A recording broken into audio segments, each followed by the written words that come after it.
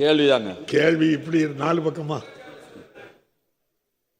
மாண்புமிகு பேரவைத் தலைவர் அவர்களே, பல்லடம் பகுதியினுடைய நீண்ட நாள் கோரிக்கை பல்லடம் நகரத்தில் ஏற்படக்கூடிய அந்த போக்குவரத்து நெரிசலை தவிர்க்க வேண்டும் என்பது.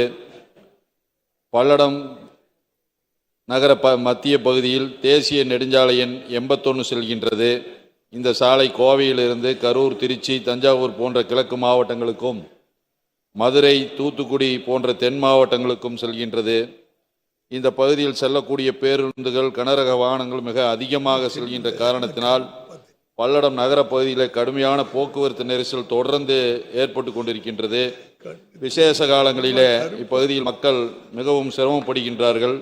இந்த போக்குவரத்து நெரிசலை தவிர்க்கின்ற வகையில் கடந்த கால ஆட்சியில் முன்னாள் முதலமைச்சர் அண்ணன் எடப்பாடியாருடைய ஆட்சி காலத்தில் கோவை சாலையிலிருந்து காளிவேளாம்பட்டியிலிருந்து குங்குமம்பாளையம் வழியாக மாதப்பூர் வரை வெளிவட்ட சாலை அமைப்பதற்காக நிலம் எடுப்பதற்காக ரூபாய் 45 கோடி நிதி ஒதுக்கி அரசாணையும் வெளியிடப்பட்டது.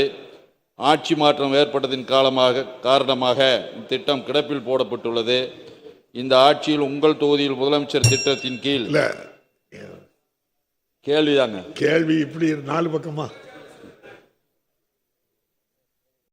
கோரிக்கை வைத்திருந்தேன். அந்த கோரிக்கையை ஏற்று மதிப்பீட்டு தொகை 195 கோடி என்றும். இதெல்லாம் அமைச்சர் சொல்லதே நீங்க சொல்றீங்க. நீங்க சுற்றுச்சாலை அமைக்கப்படுமா இந்த வருஷத்திலே இதுக்கு அனுமதி அளித்ததெல்லாம் நீங்க என்ன சொல்றீங்கன்னு கேளுங்க.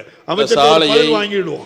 இன்னொரு கேள்வி, அந்த பணிகளை விரைந்து செயலாற்றி பல்லட மக்களினுடைய நீண்ட நாள் கோரிக்கையை நிறைவேற்றி தருமாறு மாண்புமிகு அமைச்சர் அவர்களை தங்கள் வாயிலாக கேட்டுக்கொள்கின்றேன். மாண்புமிகு அமைச்சர் அவர்கள். மாண்புமிகு பேரவைத் தலைவர் அவர்களை ஏற்கனவே ஒரு விரிவான பதிலை சொல்லியிருக்கிறேன். பொதுவாக பல்லடம் என்பது ஒரு நெரிசலான பகுதி தான். ஏன்னா கரூர் டு கோவைக்கு வருகிற பெரும்பான்மையான வண்டிகள் அந்த பக்கம்தான் வரும், வேறு வழி இல்லை. திருச்சியிலேருந்து வருவ வண்டியாக இருந்தாலும் சரி, அந்த வண்டிகள்லாம் பல்லடத்தை கடந்துதான் போகும்.